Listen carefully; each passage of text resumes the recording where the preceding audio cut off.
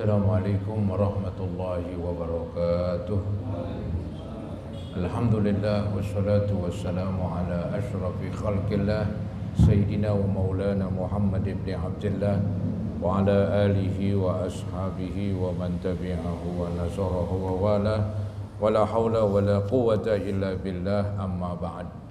Hadirin jamaah Majlis Ta'lim Musalla Baitur Rahman yang saya muliakan, mudah-mudahan kita semua dimuliakan oleh Allah Subhanahu wa taala. Amin ya rabbal alamin. Yang terhormat pimpinan musalla Al-Mukarram Bapak Haji Jamaluddin SH beserta para pengurus, juga para asatizah, para hujjaj dan tokoh masyarakat serta remaja sekalian. Dengan mengucapkan syukur alhamdulillah pada malam hari ini, sebagaimana biasa di malam Selasa setelah sholat Isya kita lanjutkan dengan mengikuti pengajian. Masih bahasan kita dari kitab Hadis Riyadhus Shalihin. Mudah-mudahan Allah Subhanahu wa taala membukakan pintu hati dan pintu ilmu kepada kita yang seluas-luasnya. Semoga kehadiran ini Allah balas dengan balasan pahala, serta Allah ampuni kekurangan, kesalahan dan dosa-dosa kita. Amin ya rabbal alamin. Yang ingin menyimak halaman 797 halaman 797, judulnya istikharah dan musyawarah. Apa itu istikharah? Istikharah yaitu seseorang memohon supaya Allah yang memilih ketika dia mendapatkan kebimbangan. Ada dua yang perlu ia tentukan salah satu, kemudian dia bimbang, maka dia mohon kepada Allah agar Allah yang memilihnya melalui solat istikharah. Sebaiknya memang sebelum ada kecenderungan hati. Kalau hatinya udah doyong, itu yang repot saudara-saudara. Yang bagus itu istikharah ketika hatinya belum doyong kepada salah satu, maka dia mohon Allah yang pilihin begitu. Nanti ketika dia sembahyang istikharah, ya mungkin beberapa hari timbul kecenderungan hati, oh mau ke sana, oh mau kemari begitu. Ya ikutin aja. Jadi bukan berarti Allah beritahu kepada kita supaya memilih ini, tidak, tapi kecenderungan hati kita akan doyong kepada salah satu. Ya. Kalau nggak cenderung kepada salah satu, ya kita sholat lagi begitu. Ada ulama mengatakan udah 3 kali sholat kok nggak ada yang nggak ada yang dipilih oleh hati kita. Nah setelah itu tentuin, katanya tawakal kepada Allah. Artinya udah berusaha 3 kali sholat, belum juga ada kedoyongan, kecenderungan hati kita. Sedangkan kita kan butuh suatu keputusan. Akhirnya kita memakai ya akal pikiran kita saja sudah. Ya, itu yang saya pahami dari beberapa penjelasan. Nah ini judulnya istikharah. Kemudian dan musyawarah. Kalau istikharah kan meminta pilihan dari Allah. Kalau musyawarah artinya kita saling diskusi untuk menentukan pelaksanaannya yang mana ini setelah kita bermusyawarah. Ya. Biasanya kalau bermusyawarah itu kan beberapa akal pikiran, beberapa otak berpikir gitu. Berbeda kalau kita sendirian satu otak doang. Kalau musyawarah itu kan minimal 2 orang. Seandainya gagal setelah musyawarah, dia pun nggak merasa kecewa karena udah musyawarah begitu. Kalau dia sendiri yang mutusin, dia gagal, ini timbul kekecewaan. Tapi kalau udah musyawarah gagal, ya dia akan tidak kecewa lantaran sudah cukup ya yang dia usahakan untuk supaya tercapai. Tahu-tahu nggak tercapai, ya sudahlah, emang belum memihak kepada kita ini urusannya ya. Jadi itu saudara-saudara istikharah dan musyawarah. itu disunatkan memang musyawarah, ya, dianjurkan banget.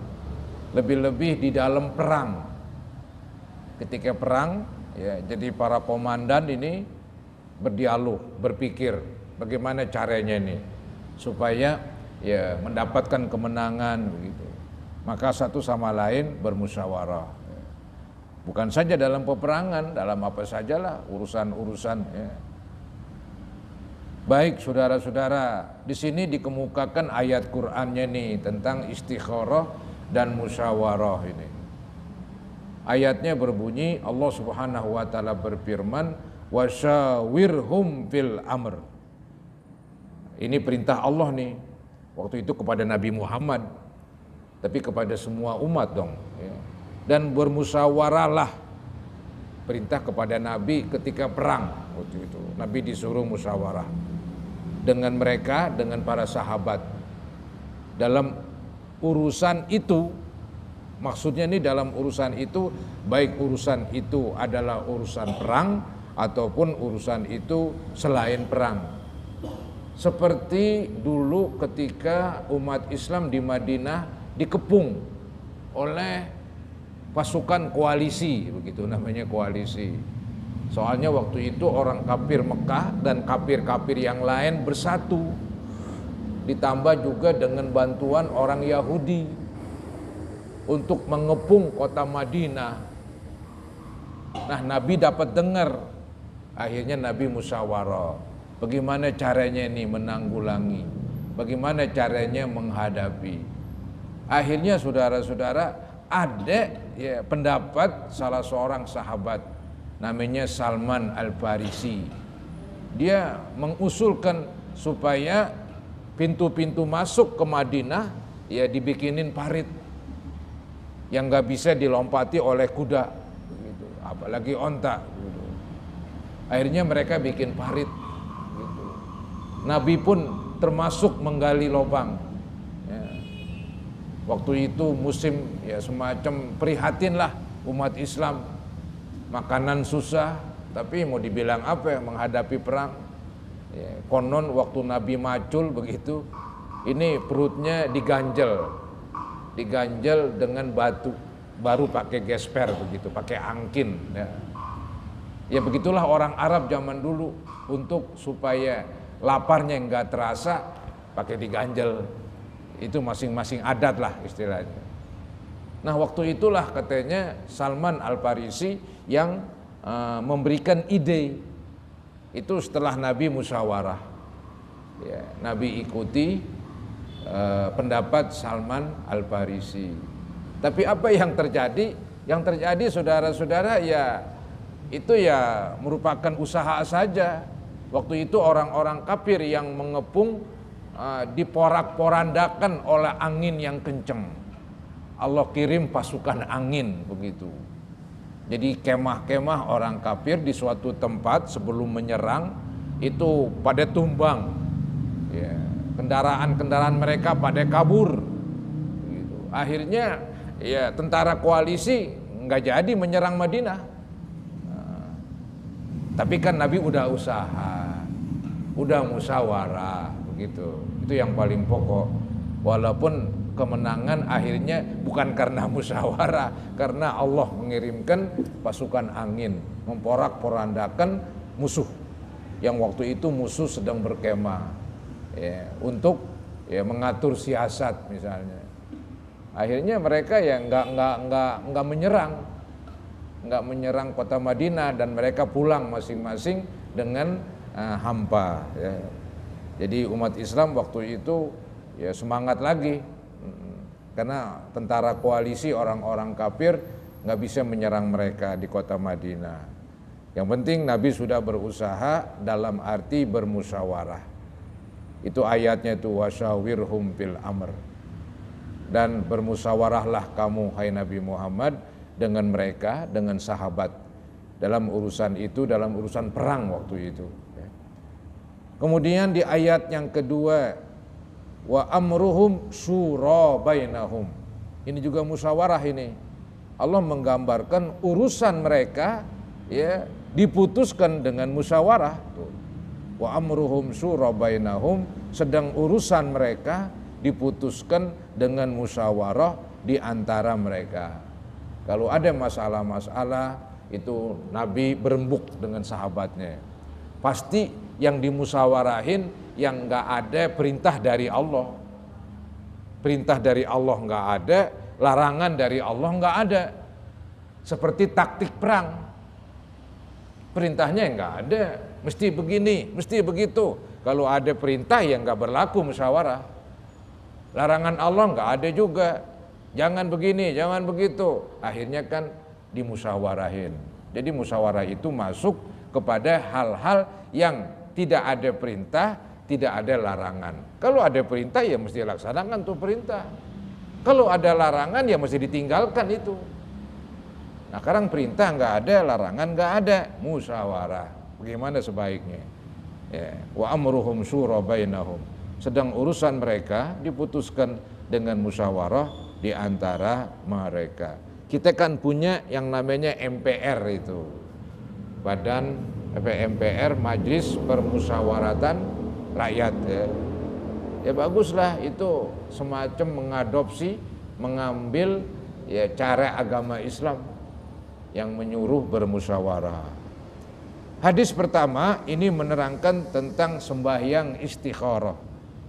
Nih, wa an Jabirin radhiyallahu anhu qala kana Rasulullah sallallahu alaihi wasallam yu'allimuna istikharata fil umuri kulliha kasurati minal Qur'an yaqulu idza hamma ahadukum bil amri falyarka rak'ataini min ghairil fariḍah thumma liyaqul Allahumma, ini doanya nih, Allahumma inni astakhiruka bi ilmik wa astaqdiruka bi qudratik wa as'aluka min fadlikal azim fa innaka taqdiru wa la aqdir wa ta'lamu wa la a'lam wa anta 'allamul ghuyub.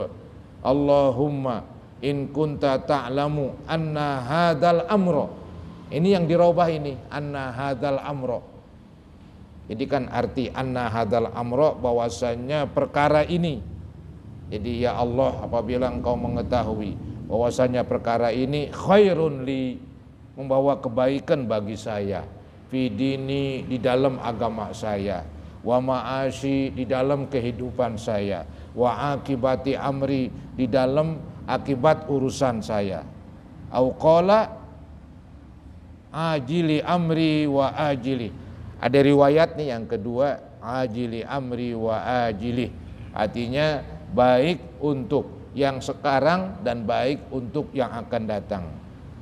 Faqdurhu li wa yassirhu li, maka takdirkanlah ya Allah dan mudahkanlah. Jadi itu yang dirubah di sini nih, in kunta ta'lamu, terus buka kurung, anna hadzal amra, tutup kurung. Jadi apabila engkau mengetahui perkara ini, perkara yang sedang kita istikharahkan itu, apaan tuh? Apakah menentukan jodoh? Apakah jual usaha jual? Kita ragu-ragu nih, apa jual, apa usaha apa jual? Enggak ada keputusan begitu. Nah boleh tuh dah sembahyang sunat 2 rakaat, baca Fatihah, kuliah yang gampang. Rakaat kedua Fatihah, kulhu, doa dah setelah itu.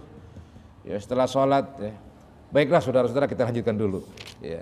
Summa barik li fihi wa in kunta ta'lamu anna hadzal amra syarrun li fi dini wa ma'ashi wa akibati amri au qala ajili amri wa ajili fasrifhu anni wasrifni an waqdur liyal khair haitsu kana summa raddini bih. Titik. Qala wa yusamma hajatah, artinya disebutin tuh hajatnya ya. Rawahul Bukhari, hadis riwayat Bukhari. Artinya Jabir radhiyallahu an berkata, dulu Rasulullah sallallahu alaihi wasallam mengajarkan istikharah kepada kami dalam segala urusan. Jadi hampir segala urusan yang enggak ada perintah. Jangan perintah sholat Jumat istikharah, Jumat sampai usah sampai Jumat, ya itu sih semprul kalau begitu. Yang udah kewajiban pakai istikharah, ya, mesti sholat. Jadi dulu Rasulullah SAW mengajarkan istikharah kepada kami dalam segala urusan-urusan yang tidak ada perintah dan urusan-urusan yang tidak ada larangan. Bahasa gampangnya urusan mubah. Mubah itu boleh kita kerjain, boleh tidak. Agama nggak campur tangan. Ya. Mau jual ini silakan, mau nggak jual silakan. Itu urusan penuh kita. Nah itu yang bisa dimusyawarahkan itu. Jadi dalam segala urusan, seperti mengajarkan surah Al-Quran. Artinya itu Nabi menyuruh dan mengajarkan istikharah begitu detail ya, percis seperti Nabi mengajarkan kami ayat Al-Quran. Perhatiannya penuh. Beliau bersabda, nih, apabila seorang di antara kamu akan melakukan sesuatu, maka hendaklah ia sholat sunat 2 rakaat. Ya, biasalah, sholat sunat al-istikharah rakaatain. Ya. Baca Fatihah yang gampang ame kuliah, Fatihah kulhu. Yang lain biasa udah. Bayang 2 rakaat. Ya. Lalu mengucapkan doa. Ini kata-kata lalu mengucapkan doa, nih kapan doanya nih? Ya, zahir hadis tadi sih doanya habis sembahyang. Tapi nggak ada salahnya kita baca doa lagi sujud terakhir misalnya, atau lagi tahiyat, boleh aja. Ya. Cuman secara tekstual ini, artinya dilihat dari teks hadis ini, nampaknya doanya habis sembahyang. Habis sembahyang kita berdoa begitu. Nah, ini doanya nih, ya Allah, sesungguhnya aku menginginkan yang terbaik. Sesungguhnya aku menginginkan yang terbaik darimu dengan ilmumu. Maksudnya kita minta ini kepada Allah yang terbaik. Ya, kan Allah kan maha mengetahui. Ilmu Allah kan luas, mengetahui yang akan datang. Nah kita minta itu dah kepada Allah, biar Allah pilihin begitu. Itu doanya tadi itu, Allahumma inni astahiruka bi ilmik wa astaqdiruka bi kudratik, dan seterusnya itu. Ya Allah, sesungguhnya aku menginginkan yang terbaik darimu dengan ilmumu. Aku meminta kemampuan dari kemampuanmu, dan aku meminta kemuliaan-Mu yang agung. Sesungguhnya Engkau maha kuasa dan aku tidak punya kuasa. Engkau maha mengetahui dan aku tidak tahu, dan Engkau maha mengetahui yang gaib. Ya Allah, jika Engkau tahu bahwa urusan ini baik bagiku, ya, urusan ini, urusan apa nih? Urusan mau jual tanah misalnya, urusan mau menentukan calon begitu, atau urusan mau nyapres mau nyapres jadi calon presiden, ini nyalonin usah nyalonin begitu ya. Itu kan boleh aja ya, sembahyang istikharah begitu boleh aja begitu, biar Allah tunjukkan. Jadi dikatakan, ya Allah, jika Engkau tahu bahwa urusan ini titik 2 apaan nih? Baik bagiku dalam agamaku. Ini urusan membawa kebaikan buat agamaku. Kehidupanku, membawa kebaikan untuk hidupku. Dan akhirat urusanku, dan membawa kebaikan, akhir urusanku, membawa kebaikan untuk akhir urusanku. Maka takdirkanlah ia untukku, mudahkanlah ia untukku, dan berkahilah ia kepadaku.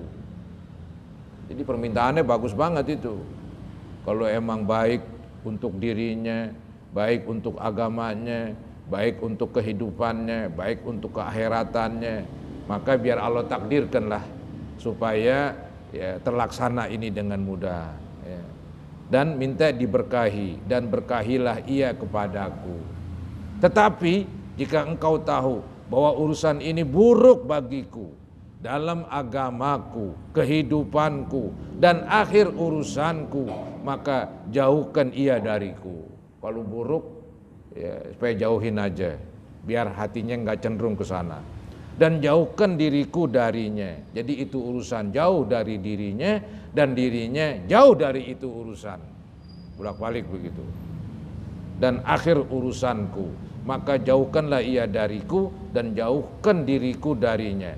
Takdirkan untukku yang lebih baik. Artinya biarlah Allah nanti cariin yang lebih baik gitu. Lalu redoilah aku mendapatkannya.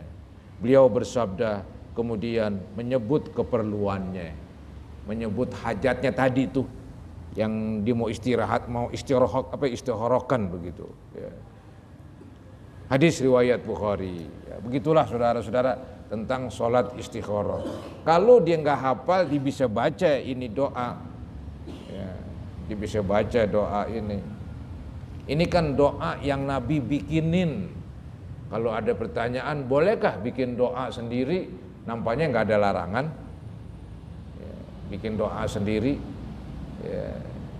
Jadi dia anggaplah dia berdoa ketika lagi sujud, boleh.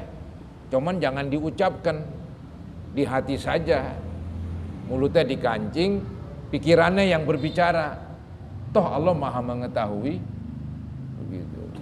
Ya, jadi pakai bahasa hati, pakai bahasa Indonesia, ya, pakai bahasa Arab repot ini.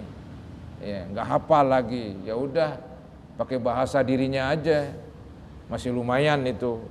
Ya, artinya nggak ada larangan lah. Ya, orang kan boleh berdoa dengan bahasa apa saja, sedangkan Allah kan Maha mengetahui seluruh bahasa, termasuk yang belum terucap, termasuk yang terlintas, bahkan yang belum terlintas Allah Maha tahu.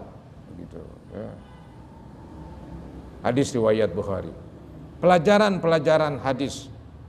1. Anjuran untuk melakukan sholat istikharah dan berdoa sesudahnya dengan doa ma'thur. Apa doa ma'thur? Doa yang diajarkan oleh Rasulullah SAW. Termasuk doa ma'thur, doa yang dari Al-Quran. Jadi doa itu ada doa yang Allah contohkan dalam Quran, ada doa yang Nabi contohkan. Nah itu disebut dalam bahasa agama doa ma'thur. Ada doa yang kita bikin sendiri, ya, itu namanya ghairu ma'thur. Ya. Jadi doa manusia boleh bikin sendiri. Ada doa yang Allah bikin, kita boleh nyontek karena isinya pas. Kita minta ini, pas banget ini doa yang dalam Al-Quran menjelaskan ini, ya udah pakai aja. Ya, kecuali memang yang di dalam Al-Quran anggaplah doa contohnya nggak ada.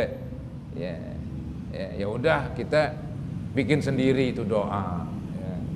Tadi kan saya bilang, bolehlah berdoa kalau di luar sholat pakai bahasa Indonesia, boleh aja di luar sholat.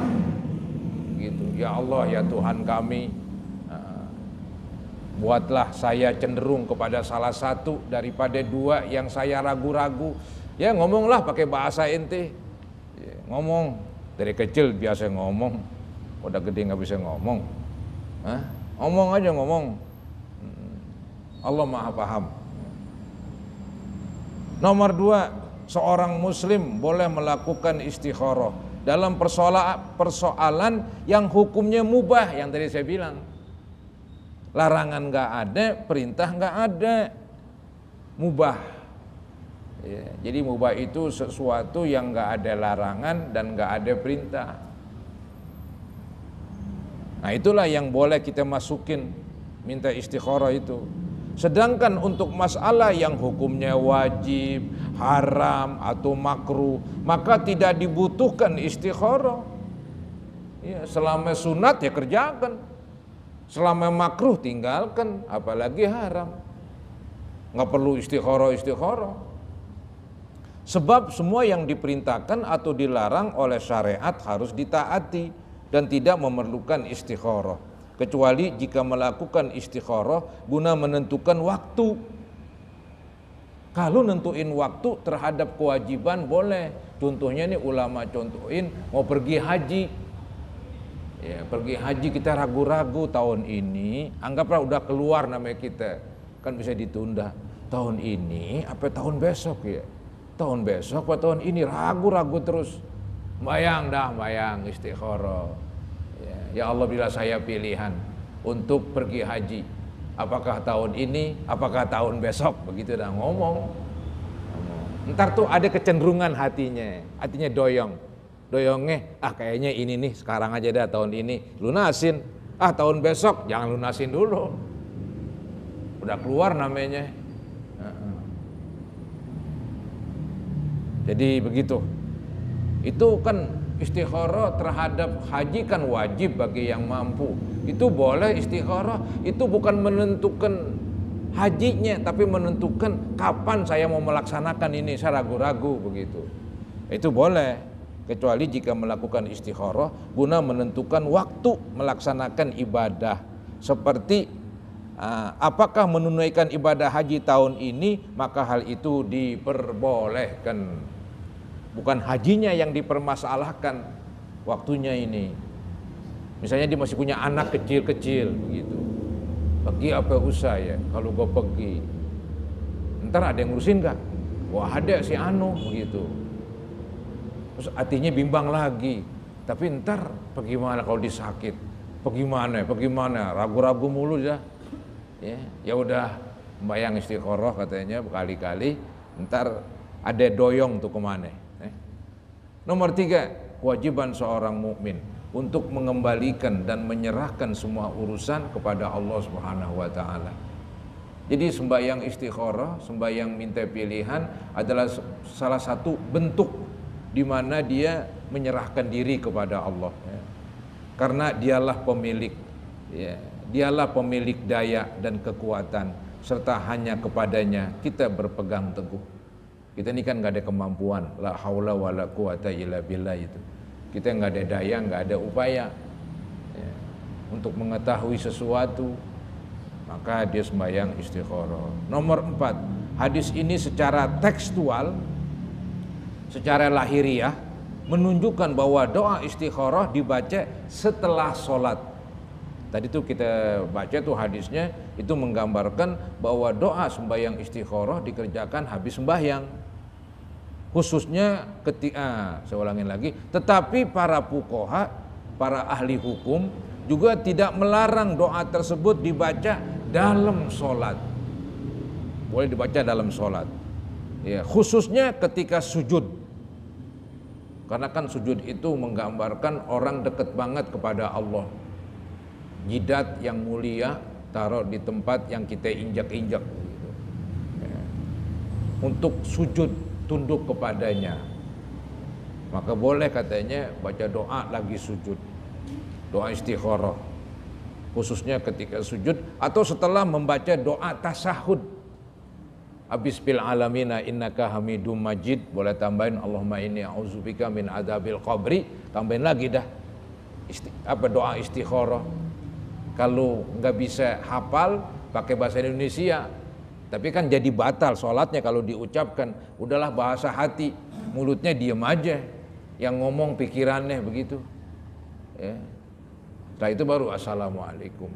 Sebetulnya saudara-saudara, di dalam sembahyang 5 waktu dan sembahyang sunat, sehabis tahiyat emang disuruh baca doa.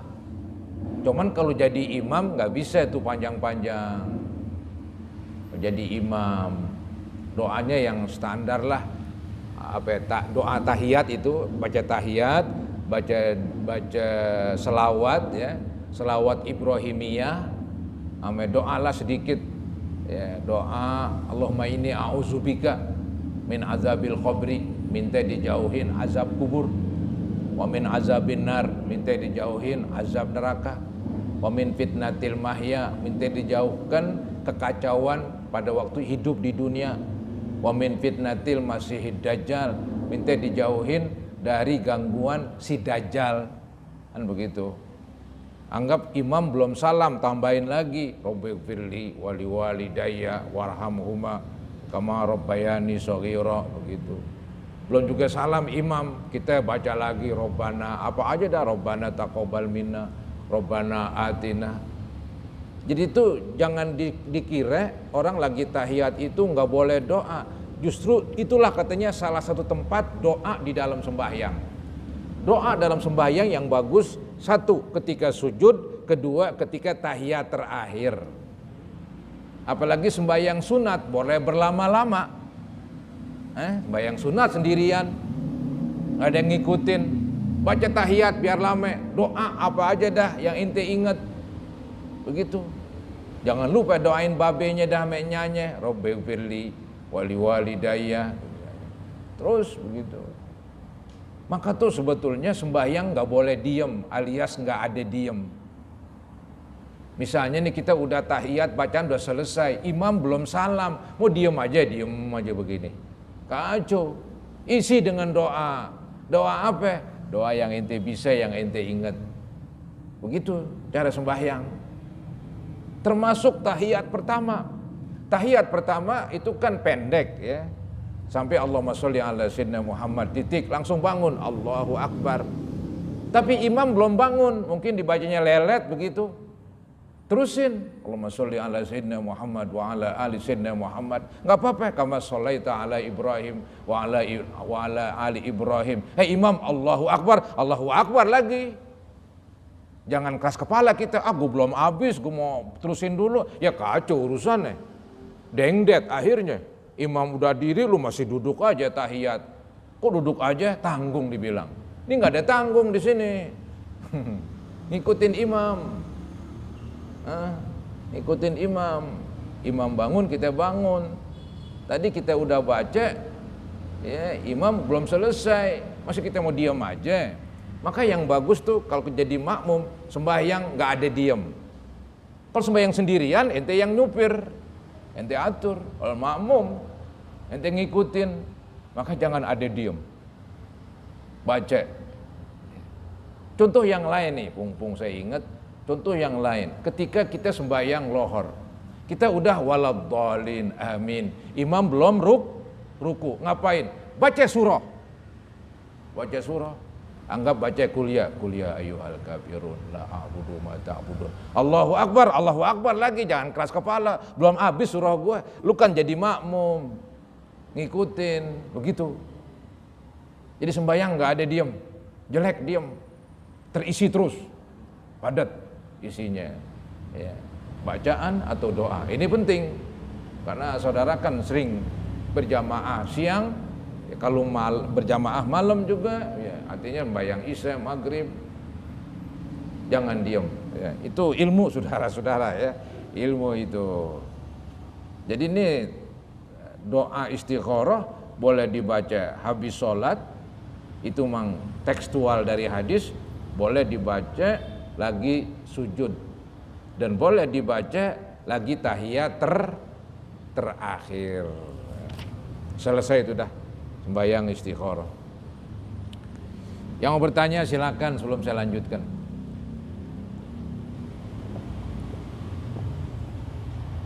Kalau enggak waktunya bebas. Waktunya bebas sembahyang istikharah. Walaupun saya agak teringat dikit nih, bahwa ada waktu-waktu kan yang dilarang sembahyang, yaitu 1, ketika matahari terbit, 2, matahari di tengah-tengah, 3, matahari terbenam, yang berkenaan dengan matahari 3. Nah ada lagi 2, kan ada 5 yang berkenaan dengan habis sembahyang. 1, habis sembahyang asar, 2, habis sembahyang subuh, 3 sampai 2, 5.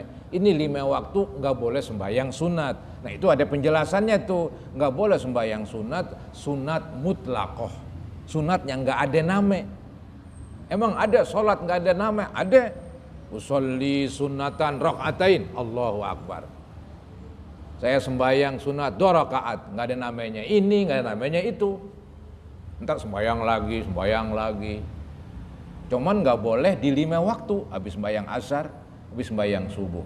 Berkenaan dengan matahari terbit, matahari tengah-tengah, matahari terbenam, pas banget terbenam, pas banget terbit, pas banget tengah-tengah. Yang jadi pertanyaan, kalau istikharah ini masuk kemana?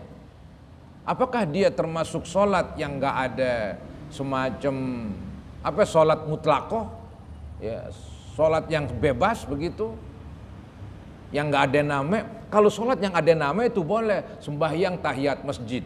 Habis sembahyang subuh nggak apa-apa, habis sembahyang subuh datang ke langgar tahiyat masjid lagi, karena ada namanya, dia nggak dilarang.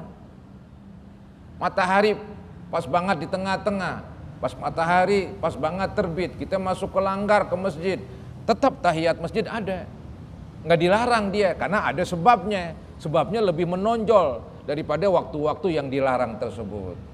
Yang jadi pertanyaan, sembahyang istikharah ini masuk mana ini? Memang dia kan ada sebabnya. Apa sebabnya? Minta pilihan. Tapi kan minta pilihan belum dipilihin. Ini repot ini. Kecenderungan saya nih yang saya ingat, nggak boleh juga tuh di waktu yang 5 itu. Ya, kalau nggak salah begitu, cuman saya lupa di dalam kitab fikih ini. Kecenderungan saya, seingat saya, di betul ada sebabnya, kayak tahiyat masjid. Ya. Kalau tahiyat masjid tuh sebabnya langsung udah berada di masjid. Tahiyat masjid apa sebabnya? Sebabnya masuk ke masjid atau masuk langgar. Kapan ada tahiyat? Ketika udah masuk. Sebabnya udah datang. Kalau istikharah, dia kan minta pilihan, belum dipilihin begitu. Nampaknya ini sebabnya ini terbelakang begitu, belum dipilihin. Maka saya condong usahakan jangan kerjakan di 5 waktu itu. Jangan sembahyang istikharah pas banget matahari terbit, pas banget matahari tengah-tengah, pas banget matahari terbenam.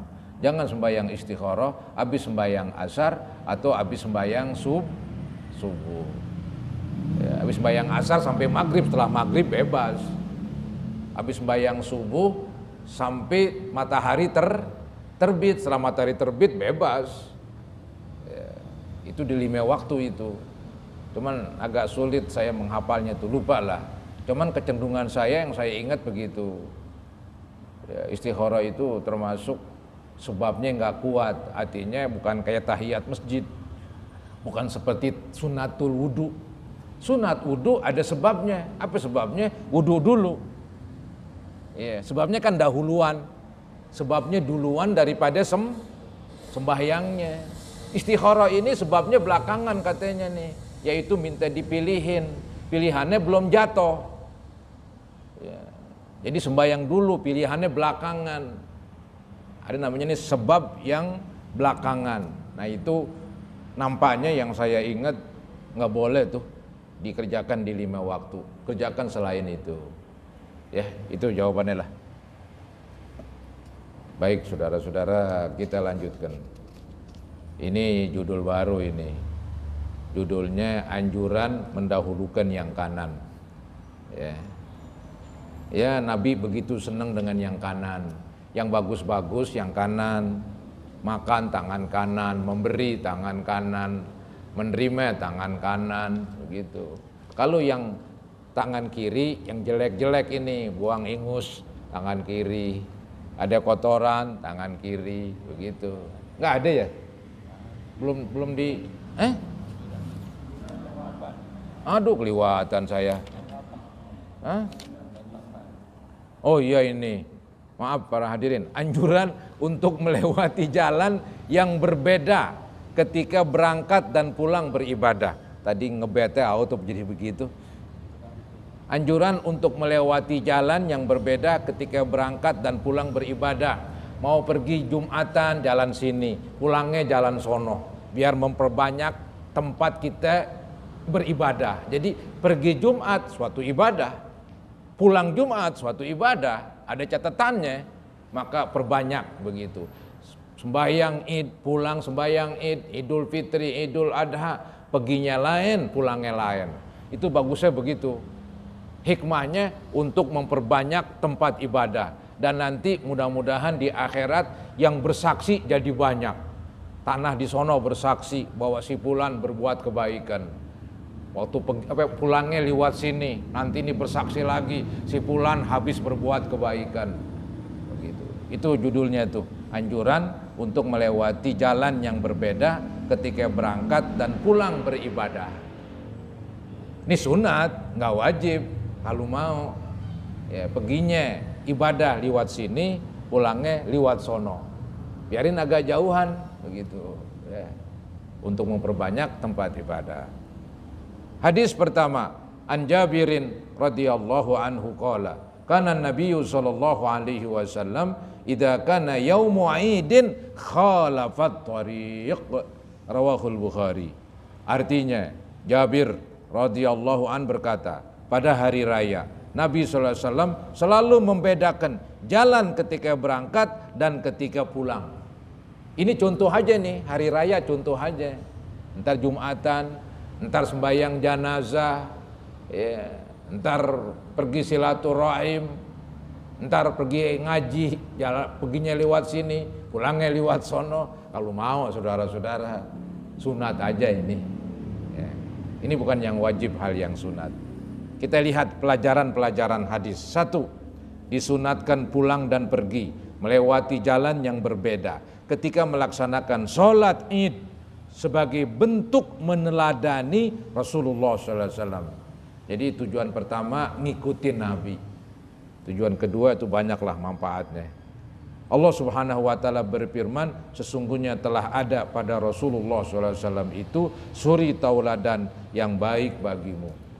Nabi adalah contoh yang baik, disuruh ikutin. Nah, di antara contoh Nabi, kalau pergi sembahyang Id beda dengan pulangnya. Nomor 2, Imam Nawawi rahimahumullah menyebutkan bahwa hikmah dari melewati jalan yang berbeda ketika pergi dan pulang adalah, nah ini dia yang tadi saya bilang, adalah untuk memperbanyak tempat ibadah. Ya. Pergi ke suatu kebaikan, perginya dapat pahala. Pulang dari suatu kebaikan, pulangnya dapat pahala. Begitulah murahnya Allah ketika membalas. Maka bedain katanya, biar memperbanyak tempat ibadah. Ada yang mengatakan bahwa agar dua jalan yang berbeda itu dapat memberi kesaksian untuknya pada hari kiamat. Biar nanti di hari kiamat makin banyak saksi. Saksi yang membela begitu. Saksi yang menguntungkan, kan begitu ada persidangan tuh. Saksi yang menguntungkan sama saksi yang merugikan ya. Memberatkan, ada saksi yang memberatkan. Nah, dalam urusan dunia kan begitu. Nah, nanti di akhirat begitu juga tuh. Jadi saksinya banyak. Untuk itulah orang kalau habis sembahyang wajib pindah ke sembahyang tempat yang lain. Memperbanyak tempat sembahyang. Tadi sembahyang di sini nih yang wajib, sembahyang sunat di sono, di situ. Ya, biar memperbanyak tempat-tempat sembahyang, nanti di hari kiamat pada ngomong tuh tanah, ya, membela kita begitu. Nah itu gunanya untuk memperbanyak tempat ibadah, juga untuk biar nanti ada saksi ya. Jadi memperbanyak tempat ibadah. Ada yang mengatakan bahwa agar dua jalan yang berbeda itu dapat memberi kesaksian untuknya pada hari kiamat, atau untuk menyebarkan zikrullah pada dua jalan tersebut.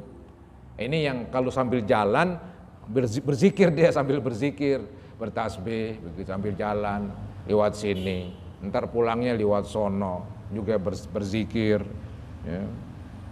Jadi menyebarkan zikrullah pada dua jalan tersebut. Atau agar dapat bersedekah pada orang fakir yang ada pada dua jalan itu. Wah hebat banget ini. Itu mesti pakai bawa uang itu, perginya bawa uang itu. Lewat sini ada orang miskin bagi begitu. Ntar pulang lewat sono ada orang miskin bagi. Ya, jadi biar tempat bersedekahnya banyak begitu.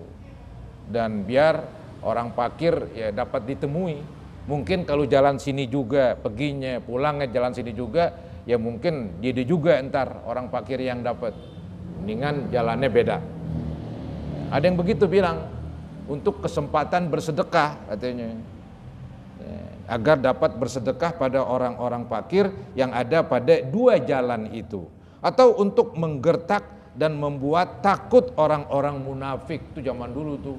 biar orang munafik takut begitu. Wah, orang Islam banyak banget. Tadi lewat sini orang Islam, lewat sono orang Islam lagi. Jadi biar munafik takut begitu ya. Jadi atau untuk menggertak dan membuat takut orang-orang munafik, atau optimis dengan terjadinya perubahan menuju yang lebih baik. Biar ada beda antara pergi dan pulang, supaya ada harapan, optimisme, biar keadaan kita juga beda juga, berubah. Ya, artinya nih saya pergi lewat sini, pulang lewat sono, kan beda nih. Mudah-mudahan ada perubahan nasib gue. Itu nggak apa-apa tuh begitu. Itu namanya optimisme. Ya, berpikiran positif begitu. Saya pergi lewat sini, tadi pulang lewat sono. Ya, ada perubahan kan? Mudah-mudahan. Ya, ada perubahan nasib misalnya, ada perubahan keadaan buat saya yang lebih baik lagi. Begitu kata para ulama. Ini para ulama ingin memahami kenapa Nabi beda, perginya lewat sini, pulangnya lewat sono. Macam-macam pemahamannya tadi. Ya, macam-macam. Ini yang terakhir, atau optimis dengan terjadinya perubahan menuju yang lebih baik, atau untuk menjaring rahmat Allah. Ya. Tanggung lagi dah. Tanggung terus. Tanggung saudara-saudara, habisin ya. Belum jam 12 kurang berapa jam ini? Kurang 4 jam, 5 jam. Ya udahlah, jarang-jarang. Saya masih kuat nih. Tanggung terakhir. Hadis nomor 2. Wa an Ibnu Umar radhiyallahu anhuma. Ada gak di fotokopi? Ada ya.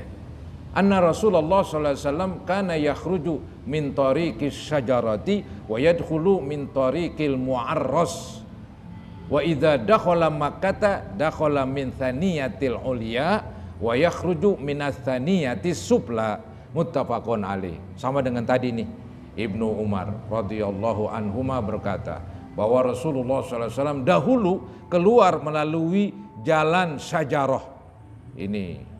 Ini jalan Syajarah ini dulu itu di kota Madinah begitu. Kalau keluar melalui jalan Syajarah namanya, ya jalan Bangka 1 misalnya. Ntar keluarnya baliknya jalan Bangka 2 begitu. Ya. Jadi keluar melalui jalan Syajarah dan masuk melalui jalan Mu'arras, nama jalan tuh di Madinah. Itu di Madinah. Kalau di Mekah, ketika masuk Mekah, beliau melalui Saniyatil Ulya, nama jalan Saniyah Ulya, dan keluar dari Saniyah Sufla, nama jalan, muttafaqun alaih. Sama dengan tadilah ya, pelajaran hadis, anjuran untuk melewati jalan yang berbeda ketika pergi dan pulang, dari berhaji atau berperang tuh, pergi haji atau perang, atau sembahyang janazah, atau sembahyang id, atau silaturahim, begitu. Pokoknya menuju kebaikan, perginya sama pulangnya dibedain. Secara khusus menyebut tempat yang lebih tinggi, ulia, ketika masuk. Karena orang yang masuk berharap dirinya sedang memasuki tempat yang memiliki kedudukan mulia. Sedangkan ketika pulang, ia membayangkan sebaliknya. Maksudnya apa nih? Dulu Nabi ketika masuk ke Mekah, itu masuk dari dataran tinggi. Masuk agak jalan tinggi begitu. Masuk ke suatu jalan, suatu gang yang agak mendaki begitu. Itu diharapkan ya, diharapkan mendapat kedudukan yang tinggi begitu. Ya.